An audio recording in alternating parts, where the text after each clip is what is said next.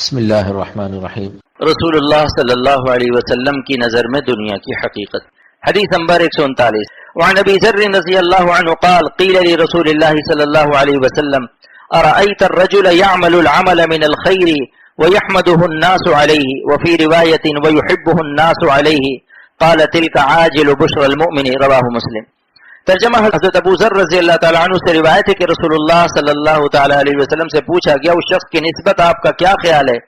جو نیک کام کرتا ہے اور لوگ اس کے کاموں کی تعریف کرتے ہیں، اور ایک روایت میں الفاظ ہے کہ لوگ اس سے محبت کرتے ہیں، کیا اس کے اعمال خیر کا ثواب قائم رہتا ہے یا باطل ہو جاتا ہے؟ آپ نے فرمایا یہ تعریف کرنا مومن کے لیے فوری خوشخبری ہے اور اصل خوشخبری آخرت میں ہے۔ تشریح یعنی جب اخلاص کے ساتھ صرف رضا الہی کے لیے طاعت کی پھر مخلوق بھی ایسے نیک بندوں کی تعریف کرتی ہے تو یہ مقبولیت اور محبوبیت اور تعریف اس کے لیے حق تعالیٰ کی طرف سے دنیا میں نقد انعام ہے اور نقد بشارت ہے، اور آخرت میں ثواب اور درجہ سو وہ الگ ملے گا۔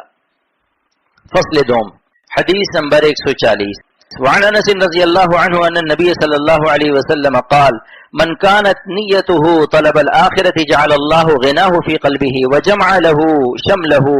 وأتته الدنيا وهي راغمة ومن كانت نيته طلب الدنيا جعل الله الفقر بين عينيه وشتت عليه أمره ولا يأتيه منها إلا ما كتب له رواه الترمذي ورواه أحمد۔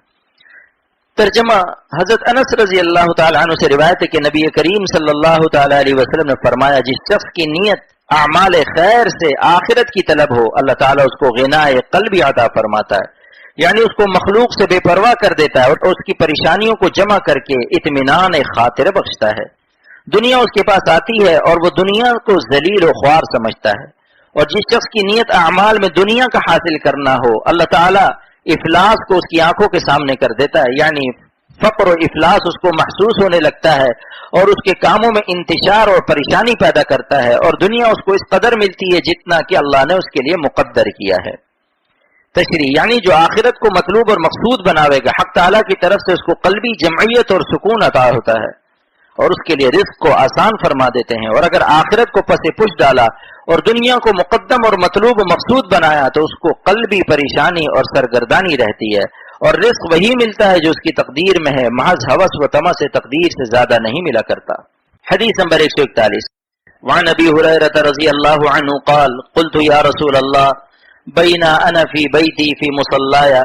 اذ دخل علی رجل فاعجبنی الحال التي رآنی علیہا فقال رسول اللہ صلی اللہ علیہ وسلم رحمک اللہ یا ابا ہریرہ لک اجران اجر السر و اجر العلانیۃ رواہ الترمذی۔ ترجمہ حضرت ابو ہریرہ رضی اللہ تعالی عنہ سے روایت ہے کہ میں نے عرض کیا یا رسول اللہ میں اپنے گھر میں اپنے مصلی پر نماز پڑھ رہا تھا کہ ایک شخص میرے پاس آیا اور یہ دیکھ کر کے مجھ کو خوشی ہوئی کہ اس شخص نے مجھ کو نماز پڑھتے دیکھا، یعنی میرا خوش ہونا ریاکاری تو نہیں۔ آپ صلی اللہ علیہ وسلم نے فرمایا ابو ہریرہ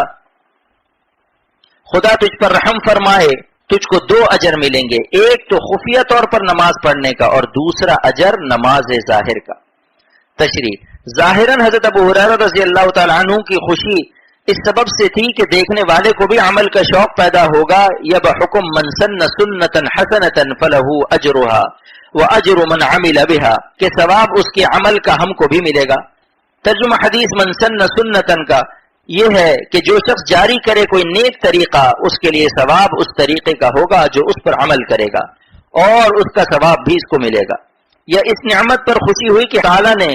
اچھی حالت کو مخلوق پر ظاہر فرمایا اور برائیوں کی پردہ پوشی فرمائی۔